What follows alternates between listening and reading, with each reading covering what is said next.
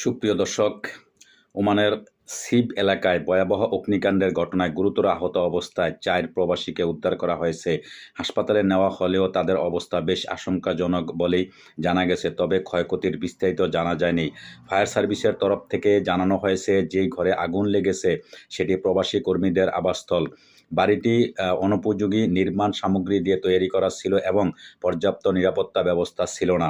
আগুনের খবর পেয়েই ফায়ার কর্মী এবং পুলিশ দ্রুত ঘটনাস্থলে ছুটে আসে। পরে আহত অবস্থায় ঘর থেকে ৪ প্রবাসীকে উদ্ধার করার তথ্য জানায় ফায়ার সার্ভিস। এদিকে অল্প সময়ের ব্যবধানে বেশ কয়েকটি অগ্নিকাণ্ডের ঘটনার পর ওমানে অগ্নিকাণ্ডের ঝুঁকির বিষয়টি ফের আলোচনায় এসেছে।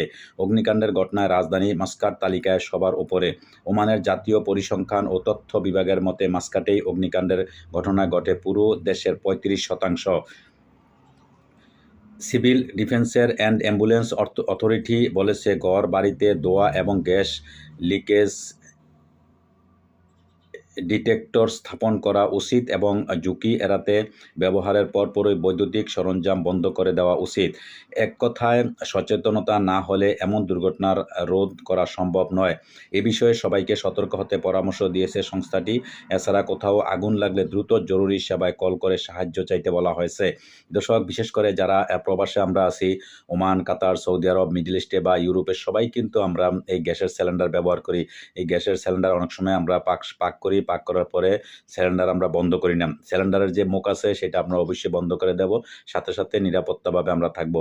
কিন্তু অনেকে কি করে, গ্যাস চালু অবস্থায় আবার অনেকে বিভিন্ন কর্মব্যস্ততার কারণে অনেক সময় ভুলে যাই আমরা। ভুলে গ্যাসের ওই যে গ্যাসটাও বন্ধ করি না, প্লাস গ্যাসের সাথে যে চুলাটা অনেক সময় আমরা জ্বালিয়ে দিয়ে যাই। যার জন্য আপনার একটা দুর্ঘটনা সারা জীবনের কান্না, এটা আপনার মনে রাখতে হবে।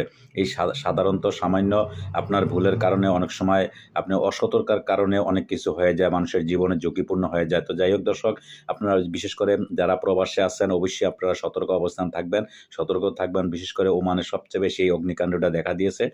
শতকরা ৩৫% এইরকম অগ্নিকাণ্ড হয়ে থাকে।